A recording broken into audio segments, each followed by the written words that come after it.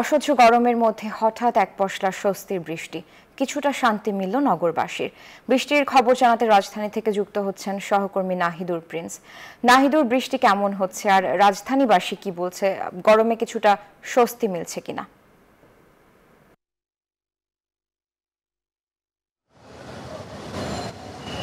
ধন্যবাদ সারা মেহজাবিন। কয়েকদিনের ভ্যাপসা গরমের পর কিন্তু আজকে স্বস্তির বৃষ্টি নেমেছে।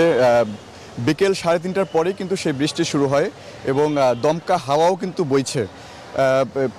এখন অনেকটাই কমে গেছে বৃষ্টি, কিন্তু গুড়ি গুড়ি বৃষ্টি এখনও পড়ছে। আপনাকে যদি আমি দেখাই যে পরিবেশটি কেমন, যে এখানে যে কমলাপুরের যাত্রী ছাউনি রয়েছে, সেই যাত্রী ছাউনিতেও কিন্তু বৃষ্টি উপেক্ষা করে বৃষ্টির জন্য কিন্তু যাত্রীরা সেই ছাউনিতে আশ্রয় নিয়েছিল।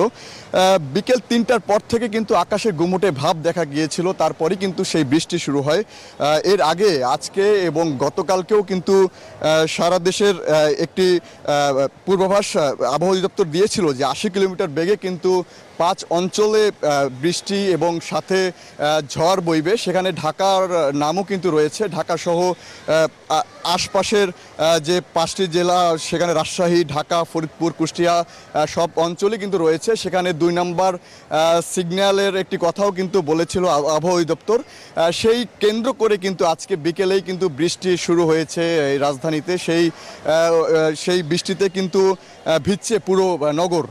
সেই নগরে হয়তো বৃষ্টির কারণে হয়তো জ্যামজটের একটি সমস্যা প্রতিবারই দেখা যায়, যে বৃষ্টি হওয়ার পরে রাস্তায় জ্যামজট সৃষ্টি হয়, সেটি হয়তো একটু ভোগান্তি পোহাতে হতে পারে যাত্রীদের। সেক্ষেত্রে কিন্তু বৃষ্টি অনেকটাই স্বস্তি বইছে বলে আমরা দেখতে পাচ্ছি।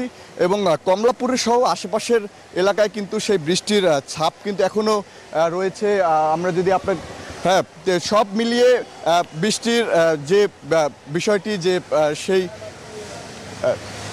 বিকাশে কম খরচে ক্যাশ আউটের লিমিট বেড়ে 50,000, প্রিয় এজেন্টও 2টা। পুরো কমলাপুর সহ আশপাশ এলাকা কিন্তু স্বস্তি বইছে এবং স্বস্তি ফিরেছে রাজধানীতে। এই ছিল আমার কাছে রাজধানীর কমলাপুর থেকে সর্বশেষ। নাহিদুর, আপনাকে ধন্যবাদ।